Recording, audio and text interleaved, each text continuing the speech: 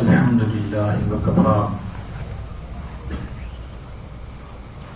سلام على عباده الذين اصطفى أما بعد أعوذ بالله من الشيطان الرجيم بسم الله الرحمن الرحيم الله ولي الذين آمنوا سبحان ربك رب العزة عما يصفون وسلام على المرسلين والحمد لله رب العالمين اللهم صل على سيدنا محمد وعلى آل سيدنا محمد وبارك وسلم.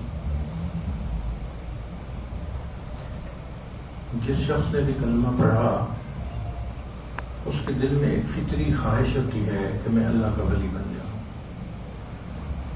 ظاہر اعمال اچھے نہ ہوں، غفلت کی زندگی ہو، لیکن تمنا ضرور ہوتی ہے، چاہتا ہوں ضرور ہے کہ مجھے ولایت مل جائے.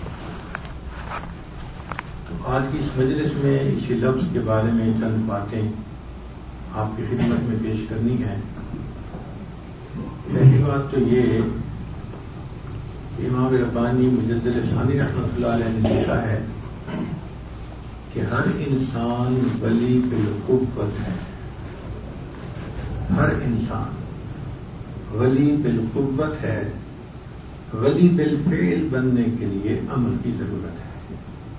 اس کی مثال یوں سمجھ لیں کہ ہر بیج کے اندر درخت بننے کی صلاحیت موجود ہے، لیکن ہر بیج درخت بنتا تو نہیں ہے.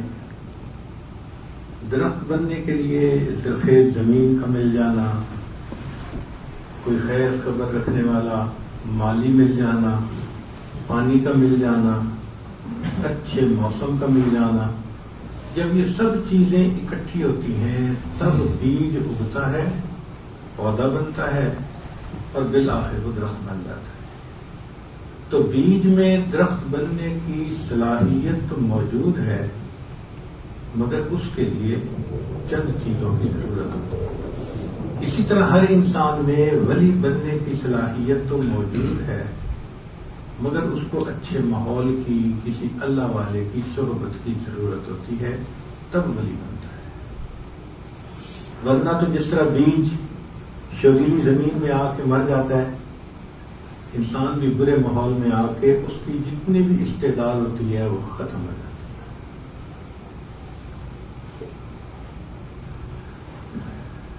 ولایت کسبی چیز ہے، نبوت وحبی. وحبی کہتے ہیں اللہ رب العزت نے اپنے فضل اور کرم سے جن کو عطا کر دی ان کو نبوت ملی، اور اس کا سلسلہ اللہ کے پیارے حبیب صلی اللہ علیہ وسلم پر آ کر مکمل ہو گیا. لیکن ولایت کسبی چیز ہے. کسبی کا کیا معنی کہ ہم اپنی محنت سے اس کو حاصل کر سکتے ہیں. اس کی مثال یوں سمجھ لیجیے کہ ایک آدمی یہ نیت کر لے کہ مجھے پہلوان بننا ہے، پھر اس کے بعد وہ اکھاڑا جانا شروع کرے، اچھی غذا کھانا شروع کرے، ورزش کرنا شروع کرے، تو واقعی 2-4 سال کے بعد وہ پہلوان بن جائے گا. اس کے مسل بنے ہوئے ہوں گے، اس کو دیکھیں تو اس کو دوسرے بندے کو پچھاڑنے کے دو آتے ہوں گے. وہ پہلے جیسا آدمی نہیں ہوگا. کیوں؟ اس نے محنت کی ہے. تو جس طرح پہلوان بننا یہ کسبی چیز ہے، اسی طرح ولایت کو حاصل کرنا بھی کسبی چیز ہے. جو انسان ولی بننا چاہے وہ نیکی تقوی کی زندگی اختیار کرے، ولی بن سکتا ہے، کوئی مشکل بات نہیں ہے. تو 2 باتیں کہ ہر انسان ولی بالقوت ہے، ولی بالفعل بننے کے لیے عمل کی ضرورت ہے. اور دوسری بات کہ ولایت کسبی چیز ہے، ہم اگر چاہیں ہمت کر لیں تو ہم اس کو حاصل کر سکتے ہیں. اور تیسری بات کہ ولایت 2 طرح کی ہے. ایک کو کہتے ہیں عمومی ولایت اور ایک کو کہتے ہیں خصوصی ولایت. جس بندے نے بھی کلمہ پڑھا اس کو عمومی ولایت حاصل ہوگی، کیوں کہ اللہ رب العزت نے خود فرما دیا اللہ ولی الذین آمنوا، اللہ دوست ہے ایمان والوں کا. تو یہ عمومی ولایت ہر کلمہ گو کو حاصل ہے، چاہے غافل ہے، جیسی زندگی گزار رہا ہے لیکن کلمہ پڑھا ہے. یہ کلمے کا پڑھ لینا اتنا بڑا عمل ہے کہ یہ اب اللہ تعالیٰ کے دوستوں میں شامل ہو گیا. اتنی بڑی سعادت ہے یہ کلمے کا پڑھ لینا. اللہ تعالیٰ کے نزدیک بندوں کی تقسیم بہت کھلی دھلی ہے، دو طرح کی ہے. هو الذی خلقکم فمنکم مؤمن فمنکم کافر ومنکم مؤمن. وہ ذات جس نے تمہیں پیدا کیا، تم میں سے کچھ کافر ہیں اور کچھ مومن ہیں، کچھ ماننے والے ہیں کچھ نہ ماننے والے ہیں، کچھ تم میں سے یار ہیں اور تم میں سے کچھ غدار ہیں. سیدھی سیدھی تقسیم ہے، درمیان کی نہیں ہے. تو جس نے کلمہ پڑھ لیا یہ یار بن گیا، ماننے والا، تسلیم کر لیا وحدانیت کو، اس نے یہ اپنوں میں شامل ہو گیا. اور جس نے انکار کیا وہ غیر ہے، وہ غدار ہے کہ نعمتیں اللہ کی کھاتا ہے اور اسی کی نافرمانیاں کرتا ہے. تو جس نے بھی کلمہ پڑھا اس کو عمومی ولایت کا یہ رتبہ حاصل ہو گیا. اسی لیے ہمیں ہر کلمہ گو بندے سے محبت رکھنی چاہیے. ظاہری اس کے غفلت والے کاموں کو نہ دیکھا کریں. کسی وقت بھی وہ توبہ کر لے تو ہم سے اچھا، ہم سے بہتر. اس لیے کہ کلمہ پڑھنے والا اللہ تعالی کے اب دوستوں میں شامل ہے. یہ عمومی ولایت کا رتبہ ہر ایک کو حاصل ہے. باجی مستعمیر رحمۃ اللہ سے کسی نے پوچھا کہ آپ اپنی مجالس میں اکثر کہتے ہیں کہ اللہ اپنے بندوں سے بہت محبت فرماتا ہے، اس کی دلیل کیا ہے؟ انہوں نے فرمایا دیکھو بھائی، محبت کا جہاں تعلق ہوتا ہے وہاں انسان اپنے محبوب کو جتنا مرضی دے دے لیکن سمجھتا ہے میں نے بہت تھوڑا دیا ہے، اور دیتا اور دیتا. اور اگر اس کے بدلے میں محبوب تھوڑا سا بھی کچھ دے دے تو سمجھتا ہے بہت مجھے مل گیا. یہ محبت کی پہچان ہوتی ہے. کہاں ہے تو ایسی بات کہنے لگے قرآن مجید پہ نظر دوڑاؤ کہ اللہ رب العزت نے اپنے بندوں کو کتنی نعمتیں دی. فرمایا وَإِن تَعُدُّوا نِعْمَةَ اللَّهِ لَا تُحْصُوهَا. تم اللہ تعالیٰ کی دی ہوئی نعمتوں کو گننا چاہو تم گن بھی نہیں سکتے. ان گنت نعمتیں دینے کے بعد اللہ پاک ارشاد فرماتے ہیں کل متاع الدنیا قلیل. کہہ دو کہ دنیا کی متاع تھوڑی سی ہے. تو ان گنت نعمتیں دی اور قلیل کا لفظ استعمال کیا. اور اس کے جواب میں بندے نے اپنی زندگی میں اللہ تعالیٰ کا ذکر کیا، اللہ کو یاد کیا. اس کی زندگی کا وقت محدود، عمل محدود، تو تھوڑا ہی تھا نا یہ عمل. مگر اللہ فرماتے ہیں وَالذَّاكِرِينَ اللَّهَ كَثِيرًا وَالذَّاكِرَاتِ. تو محدود عمل جو تھا اس پر کثیر کا لفظ استعمال فرمایا اور ان گنت نعمتیں دے کر قلیل کا لفظ استعمال فرمایا. اس بات کی دلیل ہے اللہ اپنے بندوں سے محبت کرتا ہے. اللہ تعالیٰ کو محبت ہے، ایمان والوں سے محبت ہے اللہ تعالیٰ کو.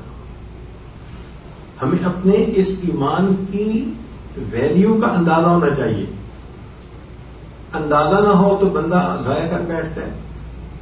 تو شیخ سعدی رحمۃ اللہ علیہ فرماتے ہیں میں بچہ تھا، ماں نے انگوٹھی پہنا دی سونے کی، اور باہر نکلا تو ٹھگ مل گیا. اس ٹھگ نے مجھے کہا کہ ادھر آؤ، یہ ذرا اپنی انگوٹھی کو چکھو کیا ذائقہ ہے. تو میں نے چکھا تو بے ذائقہ تھی. پھر اس کے پاس گڑ کی ڈلی تھی، اس نے کہا کہ یہ چکھو. تو میں نے چکھا تو بڑا میٹھا. کہتا ہے میٹھی چیز لے لو اور پھیکی چیز دے دو. اور میں نے سودا کر لیا اور گڑ کی ڈلی لے کے آ کے ماں کو دکھایا، اماں میں اس کے بدلے یہ لے کے آیا. کیوں؟ بچے تھے نا، قیمت کا اندازہ نہیں تھا. بالکل اسی طرح کیونکہ ہمیں ایمان کی اہمیت نہیں ہوتی دل میں تو شیطان جو ٹھگ ہے وہ پھر ہمیں ٹھگ لیتا ہے، ایسی باتیں کہلوا دیتا ہے جو کفریہ کلمات ہوتے ہیں۔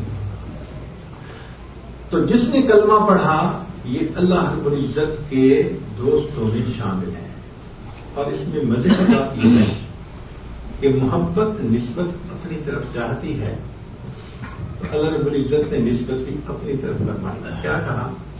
اللہ ولی الذین، اللہ دوست ہے ایمان والوں کا۔ اب اس کی مثال یوں سمجھ لیں کہ اگر کوئی بادشاہ ہو اور اپنے نوکر کو کہے کہ آج کے بعد تم میرے دوست ہو، تو نوکر کے لیے اعزاز کی بات ہے، اور یہ بادشاہ کا بڑا کرم ہے اس کے اوپر کہ بادشاہ نے اپنے دوستوں کے زمرے میں شامل کر لیا۔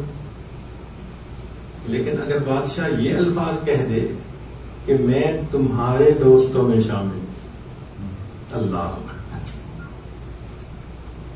جو نسبت بادشاہ کی نوکر کے ساتھ ہے ہمیں وہ نسبت اللہ تعالیٰ کے ساتھ نہیں ہے، ہم تو بندے ہیں، ہماری کیا اوقات ہے؟ پروردگار عالم کی رحمت دیکھیے کہ اللہ رب العزت نے اپنی طرف نسبت فرمائی، اللہ دوست ہے ایمان والوں کا۔ بھئی اگر یوں بھی فرما دیتے کہ ایمان والے اللہ کے دوست ہیں تو بات تو پھر بھی ٹھیک ہوتی، مگر محبت تقاضا ہوتا ہے کہ نسبت اپنی طرف جائے، تو فرمایا اللہ ولی الذین، اللہ دوست ہے ایمان والوں۔ تو ایک ہو گئی ولایت عمومی جو ہر کلمہ گو مرد عورت کو حاصل ہے، ایک ہوتی ہے ولایت خصوصی جس کو ہم ولایت سمجھتے ہیں اور جس کی تمنا ہم دل میں رکھتے ہیں۔ عمومی طور پر اسی پر ولایت کا لفظ بولا جاتا ہے، فلاں بندہ ولی ہے، فلاں ولی گزرے ہیں، اس سے مراد وہ خصوصی ولایت ہے۔ تو وہ ولایت بھی کسبی چیز ہے، حاصل کی جا سکتی ہے۔ تو سوال پیدا ہوتا ہے کہ ولایت کیسے حاصل کی جائے؟ اس کا کنسپٹ اچھی طرح ذرا کلیئر ہونا چاہیے کہ ولایت ہوتی کیا ہے۔ دیکھیں، ولایت رنگوں کو دیکھنے کا نام نہیں ہے، اچھے خواب دیکھنے کا نام نہیں ہے، پانی پہ چلنے کا نام نہیں ہے، ہوا میں اڑنے کا نام نہیں ہے، مقدمات فتح ہو جانے کا نام نہیں ہے، دعائیں قبول ہو جانا اس کا نام ولایت نہیں ہے، دشمن پہ غالب آ جانا اس کا نام ولایت نہیں ہے، دنیا میں شہرت ہو جانا اس کا نام ولایت نہیں ہے، زیادہ باتیں انسان کرنے والا بن جائے اس کا نام ولایت نہیں ہے۔ ولایت اس میں سے کچھ بھی نہیں۔ تو ولایت ہے کیا؟ ولایت کہتے ہیں کہ انسان اللہ رب العزت کی نافرمانی کو ترک کرے، اس کی زندگی سے گناہ نکل جائے، اس کو مقام تسلیم نصیب ہو جائے۔ جیسے فرمایا نا ابراہیم علیہ السلام کے بارے میں، اذ قال له ربه اسلم قال اسلمت لرب العالمین، جو اللہ کے سامنے جھک جائے اور تحیہ کر لے کہ میں نے آج کے بعد علم اور ارادے سے گناہ نہیں کرنا، جو ارادہ کر لے کہ میں نے آج کے بعد علم اور ارادے سے گناہ نہیں کرنا، اور وہ پھر خلاف شریعت کاموں سے بچے، یہ شخص اللہ کا ولی ہے، یہ متقی شخص ہے۔ اور اللہ فرماتے ہیں ان اولیاءہ الا المتقون، کہ جو متقی ہوتے ہیں وہی اللہ کے ولی ہوتے ہیں۔ تو سادہ سی بات ہے، یہ نہ سمجھے کہ پتہ نہیں جی ولی بننے کے لیے تو پتہ نہیں سالوں بھوکا رہنا پڑے گا، گھر کو چھوڑ کے جانا پڑے گا، بیوی سے دور ہونا پڑے گا، اور صاف ستھرا لباس پہننا چھوڑنا پڑے گا۔ یہ سب غلط تصورات ہیں۔ شریعت کے دائرے میں جو چیز جائز ہے آپ اس کو کیجیے، لیکن دائرہ شریعت کے اندر رہیے۔ جو شخص اپنے آپ پہ اتنا قابو پا لے کہ کوئی کام شریعت کے خلاف نہ کرے، یہ شخص اللہ تعالی کے ان خصوصی اولیاء میں شامل ہو. یہ اللہ کا ولی ہے کہ اب اس نے ارادتاً گناہ کرنے چھوڑ دیے. یہ اللہ کا ولی بن گیا ہے. اب اس کی زندگی دائرہ شریعت کے اندر گزر رہی ہے. یہ نافرمانی والی سوچ نہیں اب رکھتا. یہ گناہوں کو کرنے کے ڈھیلے بہانے نہیں ڈھونڈتا. اب اس کی طبیعت ایسی اچھی ہو گئی, فطرت ایسی اچھی ہو گئی کہ بس جو حکم شریعت ہے اس پر اس نے سر جھکا دیا. ہر کام سنت کے مطابق کرتا ہے, اللہ کی راضی کرنے کی کوشش میں لگا ہوا ہے, دن رات اسی محنت میں کام میں. یہ بندہ اللہ کا ولی ہے. وہ دفتر بھی جائے, وہ کھیتی باڑی بھی کرے, وہ بزنس بھی کرے, وہ ہر کام کرے. تو اس کا مطلب یہ ہے کہ سکولوں میں, کالجوں میں, یونیورسٹیوں میں, دفتروں میں زندگی گزارنے والے بھی ولی بن سکتے ہیں. یہ جو تصور ذہن میں آ جاتے ہیں نا کہ ولی بننے کے لیے تو شاید سب کچھ چھوڑ چھاڑ کے مصلے سے چپکنا پڑے گا. نہیں, ایسی بات نہیں. جو عبادت مصلے پہ ہوتی ہے وہ تو کرنی ہی ہے. اس کے علاوہ بھی باقی ہر کام کو شریعت کے مطابق کرنا, اس کا نام ولایت ہے. اتنی سادہ سی بات ہے سمجھنے والی. عہد چاہیے, کمٹمنٹ چاہیے کہ آج کے بعد میں نے گناہ نہیں کرنا. وہ کسی فاسقہ کا شعر ہے, دلوں من لئی تیری بن گئی. جس آدمی نے اللہ کے سامنے یہی کہہ دیا نا کہ اللہ آج سے دل سے میں نے مان لیا کہ میں تیرا بن گیا, ولایت مل گئی. کوئی سالوں کی ضرورت نہیں, کوئی مہینوں کی ضرورت نہیں, لمحوں میں ولایت مل گئی ہے. ایک عہد کرنا ہے, ایک کمٹمنٹ کہ میں نے آج کے بعد گناہ نہیں کرنا, اور پھر شریعت کے مطابق چلے. جیسے سکھایا ہوا جانور اپنے مالک کے پیچھے پیچھے. ہم نے دیکھا ہے قربانی کے موقع پہ جانور پالتے ہیں نا لوگ, مینڈے, بکرے, تو ان کو رسی نہیں ڈالتے. نہلا دھلا کے شام کو لوگ نکلتے ہیں, وہ مینڈا پیچھے پیچھے پیچھے. مالک کھڑا ہو جاتا ہے بات کرنے کسی سے تو وہ بھی کھڑے ہو جاتے ہیں. مالک چل پڑتا ہے, وہ بھی چل پڑتے ہیں. اس نے دائیں موڑ کاٹا, یہ بھی دائیں پیچھے. اس کو ہم کہتے ہیں راکھواں لیلا, کہ وہ راکھواں لیلا پیچھے پیچھے. تو ولی جو ہوتا ہے نا وہ راکھواں لیلا ہوتا ہے شریعت کا, جو شریعت نے کہا پیچھے پیچھے چل رہا ہے. یہ اللہ کا ولی ہے. گورا ہے, کالا ہے, عربی ہے, اجمی ہے, جو بھی ہے, امیر ہے, غریب ہے, یہ مخمل قالینوں کی زندگی گزارتا ہے یا جھونپڑی میں رہتا ہے, اس سے فرق نہیں پڑتا. بس دیکھنا یہ ہے کہ ہر کام شریعت کے مطابق کرتا ہے یا نہیں کرتا. سوائے سلسلہ نقشبندیہ کے بزرگ تھے خواجہ عبید اللہ احرار رحمۃ اللہ, ان کے بارے میں آتا ہے کہ ان کے گھوڑے جو تھے وہ چاندی کے میخوں سے باندھے جاتے تھے. اتنا اللہ نے ان کو مال پیسہ دیا, اور اللہ کے اولیاء میں سے تھے.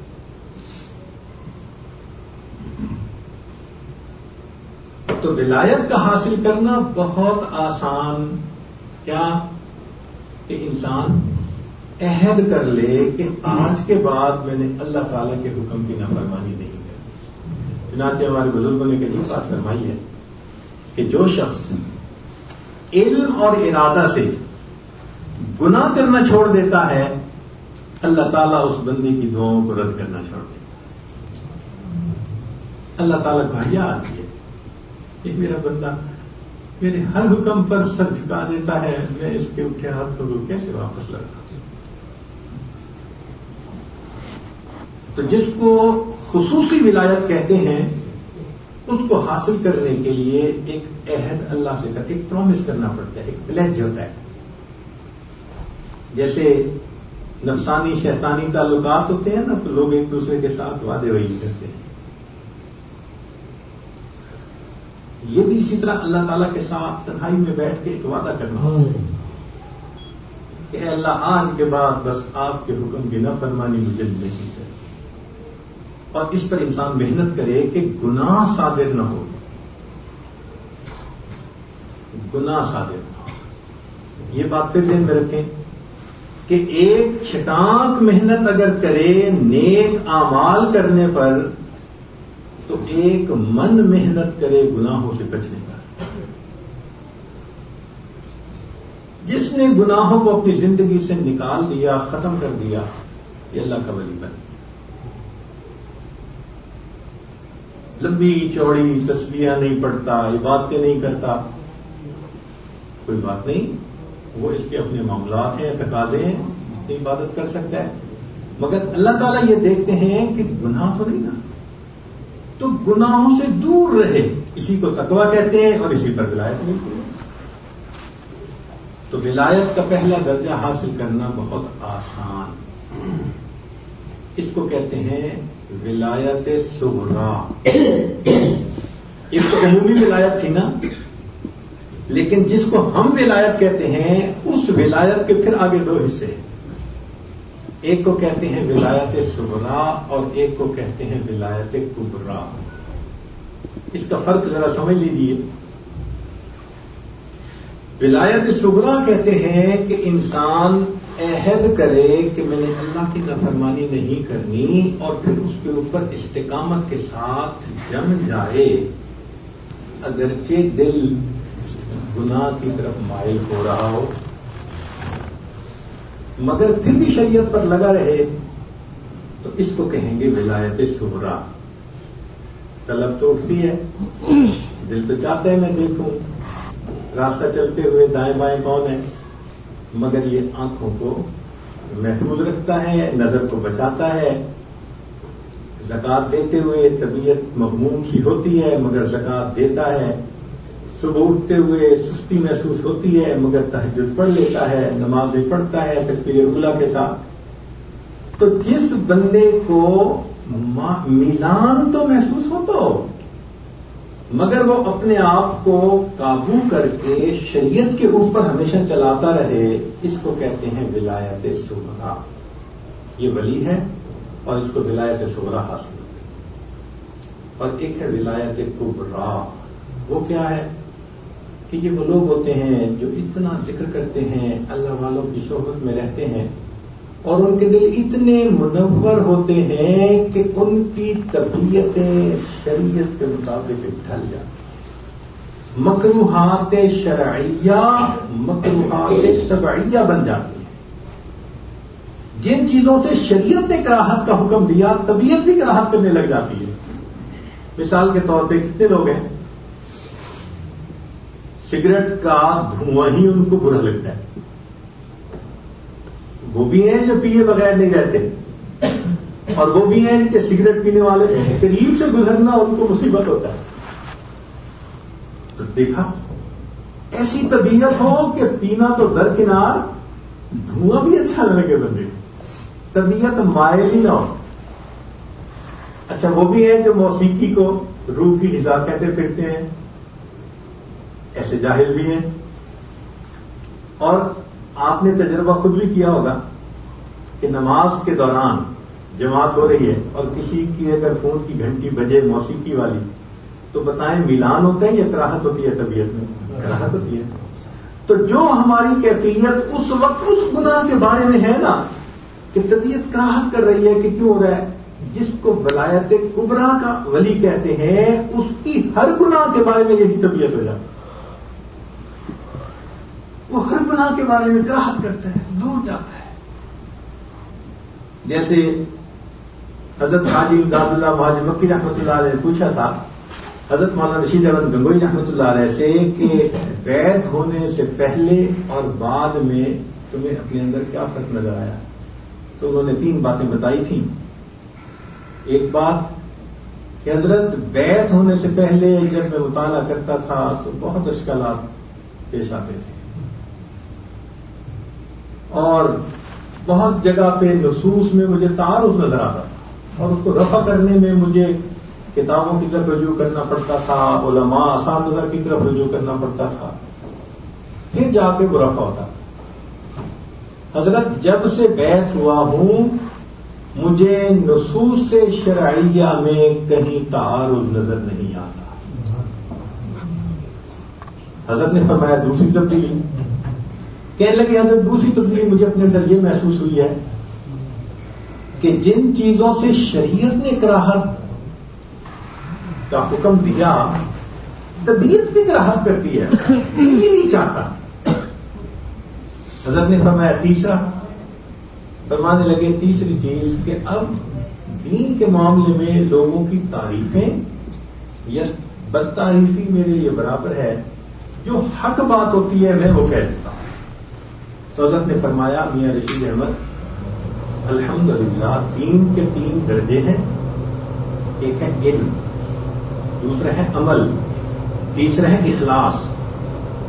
علم کا کمال یہ ہے کہ نصوص شرعیہ میں کہیں تعارض نظر نہ آئے. عمل کا کمال یہ ہے کہ مکروہات شرعیہ مکروہات تبعیہ بن جائیں. اور اخلاص کا کمال یہ ہے کہ لوگوں کی مدح اور ذم انسان کی نظر میں برابر ہو جائے. مبارک ہو تمہیں بیعت کی برکت سے اللہ نے علم میں بھی کمال عطا کر دیا, عمل میں بھی کمال عطا کر دیا, اخلاص میں بھی کمال عطا. تو جن کو ہم ولایت کبریٰ کے اولیاء کہتے ہیں نا, یہ وہ لوگ ہوتے ہیں کہ جن کی طبیعت اتنی سلیم اور فطرت بن جاتے ہیں,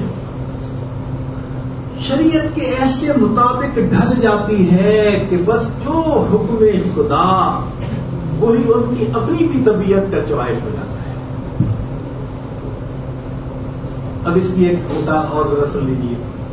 ہم لوگ جو مسلمان گھروں میں پیدا ہوئے تو ماں باپ نے کچھ چیزیں شروع سے ذہن میں ڈالی تو ہم لوگوں کو سور کے نام سے بھی نا بہت نفرت ہوتی. ہم نے دیکھا کہ باہر چلے جاتے ہیں نا جو لوگ, تو وہ اور گناہوں میں ملوث ہو جائیں گے, مگر مسلمان اگر ہے نا تو وہ سور سے بچتا ہے, کراہت کرتا ہے. چنانچہ ایک جگہ پر ہمیں تجربہ ہوا باہر ملک میں, ایک مسلمان تھا, اس نے ہوٹل بنایا, 4 سیزن ہوٹل, بڑا عالیشان. جب بنا رہا تھا تو ہم نے اسے مشورہ دیا کہ بھائی یہاں پر کئی 100 گھر ہیں مسلمانوں کے, اور وہ تقریباً سارے کے سارے ڈاکٹر ہیں, اور بیویاں بھی ڈاکٹر نہیں ہیں, تو ان کے گھروں میں کھانا پکانے والا کوئی نہیں. تو اگر آپ یہاں پر اچھا پاکیزہ کھانا تیار کریں گے تو یہ سینکڑوں گھروں میں آپ کا کھانا روز بھی جائے گا, اور ان کی ہر دعوت میں آپ ہی کی طرف سے کھانا جائے گا, بڑا اچھا چلے گا. ابتدا میں نیتوں سے یہی کر لی, مگر انسان کوتاہیاں غلطیاں کر جاتا ہے. جب بن کے تیار ہوا تو کسی نے ذہن میں ڈال دیا یار یہاں تو بڑے گورے رہتے ہیں, عورتیں گوری رہتی ہیں, تو تعداد تو ان کی زیادہ ہے, وہ اگر تمہارے پاس آئیں گے تو بکری پھر زیادہ ہوگی. اور اس کی کم بختی کہ اس نے ابتدائی دنوں میں کسی گورے کی دعوت کے لیے سور کا گوشت پکا دیا. اب جو یہ خبر اٹھی اور نکلی کہ اس جگہ پہ مسلمانوں نے اس کی دکان پہ جانا ہی چھوڑ دیا, حتیٰ کہ اس کو پورا اپنا ریسٹورینٹ جو تھا وہ بیچ کے خسارے پہ وہاں سے جانا پڑ گیا. تو ہمیں احساس ہوا کہ یہ جتنے دکتور حضرات تھے وہ سارے صاف ستھرے قسم کے لوگ تھے, لیکن سور کے بارے میں دیکھو ان کے دلوں میں بھی اتنی کراہت تھی کہ صرف اتنا پتہ چلنے پہ کہ اس جگہ پہ سور کا گوشت پکایا گیا ہے, انہوں نے کہا کہ ہم اس ریسٹورینٹ پہ نہیں جائیں. تو جس طرح ان لوگوں کے دل میں سور کے بارے میں کراہت تھی, جو ولایت کبریٰ کے مقام کے لوگ ہوتے ہیں, ہر گناہ کے بارے میں ان کی طبیعت کی یہی کراہت. تو جس کو ہم کہتے ہیں نا ولایت کبریٰ کا انسان, یہ وہ ہوتا ہے کہ طبیعت ہی نہیں گناہ کی طرف مائل, میلان ہی ختم ہو جاتا ہے. کیا مطلب وہ فرشتہ بن جاتا ہے؟ نہیں, فرشتہ نہیں ہوتا, مگر اللہ کی اس پر اتنی رحمت ہو جاتی ہے اور اس نے ذکر اتنا کیا ہوتا ہے, طبیعت اس کی شریعت کے مطابق ڈھل جاتی ہے. بس پھر اس کے لیے آسان. اس کو ولایت کبریٰ کے مقام کے اولیاء کہتے ہیں. تو اگر انسان دائرہ شریعت کے اندر رہے مگر میلان ہو طبیعت میں اور طبیعت کے خلاف کرنا پڑے، اپنے آپ کو مارے باندھے، ہے یہ بھی ولی مگر یہ ولایت صغریٰ. اور اگر ذکر کرتے کرتے طبیعت ہی شریعت کے مطابق ڈھل جائے، سبحان اللہ، یہ ولایت کبریٰ کا مقام ہے. یہ وہ لوگ ہوتے ہیں جو اللہ کی حفاظت میں آ جاتے ہیں. جیسے اللہ تعالیٰ قرآن مجید میں فرماتے ہیں نا، ان عبادی لیس لک علیہم سلطان، یہ میرے بندے ہیں، اے بدبخت شیطان تیرا ان پر داؤ نہیں کر سکتا. تو وہ محفوظ ہو جاتے ہیں، وہ اللہ کی حفاظت میں آ جاتے ہیں. پھر اللہ ان کی حفاظت کرواتے ہیں شیطان سے، شیطان کا داؤ نہیں چلتا. اب یہاں پر آخری بات جس پر میں اپنی بات کو مکمل کروں گا کہ ایک ہوتی ہے ولایت اور ایک ہوتی ہے نبوت. اس میں کیا فرق؟ تو ایک فرق تو پہلے بتایا کہ ولایت کسبی ہے، نبوت وحی ہے. اور ایک دوسرا فرق سمجھ لیں کہ اولیاء محفوظ ہوتے ہیں، انبیاء معصوم ہوتے ہیں. اولیاء محفوظ ہوتے ہیں. اللہ اولیاء کو گناہوں کے قریب جانے سے روکتے ہیں. جیسے بچہ آگ کی طرف جا رہا ہو نا تو ماں پکڑ لیتی ہے. ہم نے دیکھا چھوٹا بچہ دروازہ کھلا ہے نا ٹوائلٹ کا تو بچے بھاگتے ہیں اندر، ماں فوراً پکڑتی ہے، جانے نہیں دیتی اس جگہ پر. اسی طرح اگر بالفرض و تقدیر یہ ولایت کے مقام کا بندہ کسی وقت گناہ کی طرف قدم بھی اٹھانا چاہے، اللہ بڑھتے قدموں کو روک لیتے ہیں، محفوظ فرما لیتے ہیں، اپنی طرف رکھتے ہیں. تو اولیاء محفوظ ہوتے ہیں اور انبیاء معصوم ہوتے ہیں. معصوم کا کیا مطلب؟ کہ وہاں معصیت کا تصور ہی نہیں ہوتا، خیال ہی نہیں آتا معصیت کا. تو موٹی بات کہ اولیاء کو اللہ گناہوں کے قریب جانے سے روکتے ہیں، اور انبیاء کی یہ شان ہوتی ہے اللہ گناہوں کو انبیاء کے قریب جانے سے روک دیتے ہیں. چنانچہ قرآن مجید میں اللہ فرماتے ہیں یوسف علیہ السلام کے بارے میں، کذالک لنصرف عنہ السوء والفحشاء، ہم نے سوء اور فحشاء کو ہٹا دیا، اس انبیاء کے قریب ہی نہیں جانے دیں. وہ اتنی عظیم ہستیاں ہوتی ہیں. تو بہرحال آج موقع ہے کہ ہم اللہ تعالیٰ سے یہ نعمت مانگیں کہ رب کریم ہمیں اپنے قرب کا وہ درجہ دے دیجیے جس کو آپ کا دوست کہتے ہیں. جو شخص دنیا میں اللہ سے دوستی لگانے کی کوشش کرے گا، اللہ کی رحمت سے یہ بعید ہے کہ قیامت کے دن اس کو اپنے دشمنوں کی قطار میں کھڑا کرنا کیسے ممکن ہو سکتا ہے کہ یہ دوستی لگانے کی کوشش میں لگا رہا، کوشش کرتا رہا اور اللہ تعالیٰ دشمنوں کی قطار میں کھڑا کرتے ہیں؟ ایسا کبھی نہیں ہو سکتا. اس امت میں ایسے لوگ ہیں کہ 20-20 سال تک گناہ لکھنے والے فرشتے کو گناہ لکھنے کا موقع نہیں ملا. حضرت مجدد صاحب نے اپنے مکتوبات میں لکھا ہے، اور وہ لکھتے ہیں کہ عبداللہ بن مبارک رحمۃ اللہ علیہ ان کا واقعہ کہ وہ کوٹ کرتے ہیں، المرأۃ متکلمۃ بالقرآن، وہ عورت جو قرآن پاک کے الفاظ سے گفتگو کرتی تھی، اس کے بیٹے نے کہا کہ میری والدہ کے منہ سے 20 سال میں قرآن مجید کے سوا کوئی دوسرا لفظ نہیں نکلا. تو ایسی زندگی بھی گزار کے جب قیامت کے دن اس امت کے حضرات جائیں گے، ہم ذرا اپنے من میں جھانک کے دیکھیں کہ ہم اپنے گناہوں کے گٹھے سر پہ اٹھا کے کتنی شرمندگی کے ساتھ کھڑے ہوں گے.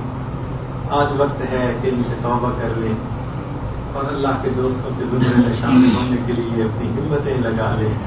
اللہ تعالی ہمیں دائرہ شریعت کے اندر پوری زندگی گزارنے کی توفیق عطا فرمائے. وآخر دعوانا ان الحمد للہ رب العالمین.